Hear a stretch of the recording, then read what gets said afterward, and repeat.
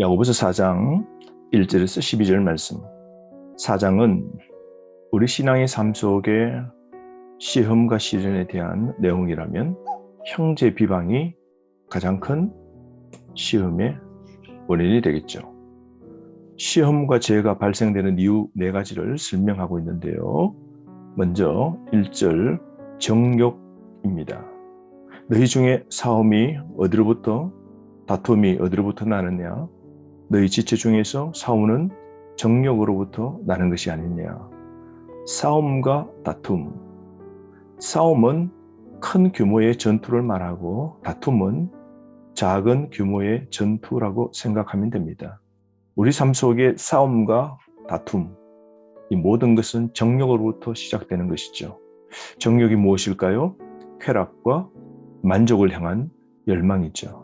우리 삶 속에 수많은 정욕이 있지 않습니까? 먹는 것, 돈, 소유, 땅, 인기, 권력, 때론 마약에 대한 쾌락도 있고 또 성에 대한 쾌락도 있죠. 우리는 이 삶의 정욕들이 많이 나타나는데요. 이런 정욕을 통하여 우리 인생 삶이 싸움과 다툼으로 나타나는 것이죠. 그러므로 여러분, 우리가 서로 다툼 일어나는 원인 첫 번째가 정욕입니다. 그러므로 이 정욕을 우리는 잘 성령 안에서 컨트롤해야 되는 것이죠. 두 번째가 불신입니다. 2절, 너희는 욕심을 내어도 얻지 못하여 살인하며 시기하여도 능히 취하지 못함으로 다투고 싸우는도다. 너희가 얻지 못하면 구하지 아니하기 때문이요 라고 그러는데요. 오늘 이 2절 말씀 불신이죠. 얻고자 하면서도 하나님을 의지하거나 하나님께 구하지 않는 겁니다. 우리 삶 속에 보면 하나님 앞에 진실로 구하는 삶 부족하지 않습니까? 우리는 하나님에 대한 불신 가득 있지 않습니까? 이런 사람은 하나님께 기도하지도 못하는 것이죠. 세 번째가 잘못 구하는 겁니다. 그릇된 동기로 구하는 것이죠. 3절입니다. 구하여도 받지 못하면 정욕으로 쓰려고 잘못 구하기 때문이다. 여러분, 정욕과 쾌락을 만족시키기 위해 구하는 건 다 그릇된 동기, 잘못된 기도입니다. 내 자신의 건강과 나의 성공과 소유와 장수와 평안을 구하는 것 자신의 안위밖에 없습니다. 내 자신을 채우고 넓히는 것밖에 없는 정욕이죠. 그러므로 여러분, 자신의 안위가 아니라 하나님을 영화롭게 하기 위해서 우리는 기도해야 됩니다. 그러므로 기도는 하나님의 영광을 구해야 됩니다. 하나님 나라와 의를 구해야 됩니다. 네 번째로 세속성인데요. 세상과 벗됨이죠. 4절, 가늠한 여인들아 세상과 벗된 것이 하나님과 원수됨을 알지 못하느냐. 그런즉 누구든지 세상과 벗이 되고자 하는 자는 스스로 하나님과 원수되는 것이니라. 세상 사랑하는 건 바로 영적 간음입니다. 하나님께 등 돌리는 행위죠. 그러므로 여러분, 세상을 추종하지 말아야 됩니다. 세상과 벗되는 것 무엇이 있을까요? 이 땅에서 명성을 구하고 이 땅의 소유를 넓히고 땅에 집착하고 남자와 여자를 좋아하고 밝히고 명예를 구하는 것. 이건 세상 벗되는 것이죠. 이것이 바로 하나님과 원수되는 것입니다.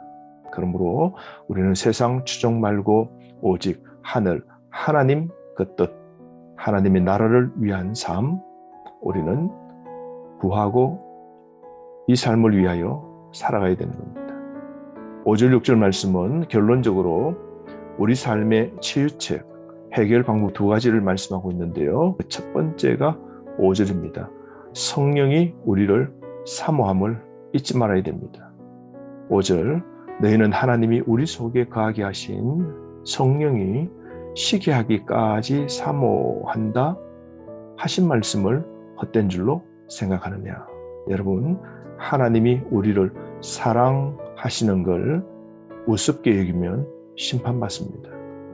하나님이 우리를 얼마나 사랑하시는지, 그런데 우리는 세상을 정말로 사랑하고 날 사랑하시는 하나님을 미워하고 배척하는 건 옳지 않은 행위이죠. 기억해야 됩니다. 우리가 세상과 벗대고 그릇된 이 땅것 구하는 것 해결할 수 있는 방법은 하나님이 날 너무 사랑하신다는 걸 잊지 말아야 됩니다. 날 사랑하셔서 아들 예수까지 주신 그 하나님만 사모하고 사랑해야 됩니다. 그럴 때 우리는 땅의 세력, 마귀의 사탄의 권세, 모든 이 세상의 정욕을 다 이길 수 있는 것이죠. 6절 말씀에 두 번째 치유책이 나오는데요. 6절, 그러나 더욱 큰 은혜를 주시나니 그러므로 일렀을 때 하나님이 교만한 자를 물리치시고 겸손한 자에게 은혜를 주신다 하였느니라. 여러분, 우리가 이 세상을 친구 삼고 날 사랑하시는 하나님을 우리가 등 돌리고 배신할지라도 그럼에도 불구하고 하나님은 은혜를 우리에게 베푸신다. 이 6절 말씀 보세요. 더욱 큰 은혜를 하나님이 우리에게 주시는 것이죠. 그러므로 여러분, 이것을 잊지 말아야 됩니다. 그러므로 사람을 대하시는 하나님의 기본 원칙이 무엇입니까? 6절, 하나님이 교만한 자를 물리치시고 겸손한 자에게 은혜를 주심을 알아야 됩니다. 그러므로 여러분, 어떻게 사는 게 하나님의 더 많은 은혜를 우리가 받을 수 있을까요? 교만하면 안 됩니다. 겸손한 삶을 사는 것. 그럴 때 우리는 세상의 정욕과 세상의 시험과 시련을 이길 수 있는 겁니다. 기억합시다. 하나님이 날 너무 사랑하신다는 것 기억하고 그 하나님만 사랑하기로 결심해야 됩니다. 뿐만 아니라 하나님은 겸손한 자에게 더 많은 은혜를 주시는 겁니다. 그러므로 구체적으로 우리가 이 시험을 이기기 위해서 하나님께서 우리에게 주신 명령을 들어야 되는데요. 그 명령이 7절부터 10절까지입니다. 첫 번째로 7절, 하나님께 순복하고 마귀를 대적하라는 것이죠. 8절, 하나님을 가까이 하고 회개하라는 명령입니다. 8절, 하나님을 가까이 하라. 그리하면 너희를 가까이 하시리라. 죄인들아, 손을 깨끗이 하라. 두 마음을 품은 자들아, 마음을 성결하게 하라. 세 번째로 시험을 이기는 방법은 슬퍼하며 애통해야 됩니다. 9절, 슬퍼하며 애통하며 울지어다. 너희 웃음을 애통으로, 너희 즐거움을 근심으로 바꿀지니라. 진실한 회개의 삶, 오늘 결단해야 되는 것이죠. 그럴 때 우리에게 더 큰 은혜가 부어지는 것입니다. 세 번째 시험을 이기는 법은 10절 말씀, 자신을 낮추는 겁니다. 교만을 버리고 겸손해야 되죠. 10절, 주 앞에서 낮추라. 그리하면 주께서 너희를 높이시리라. 그러므로 사랑하는 성도 여러분, 우리가 삶 속에 구체적으로 또한 이루어야 될 것은 형제 비방을 하지 말아야 됩니다.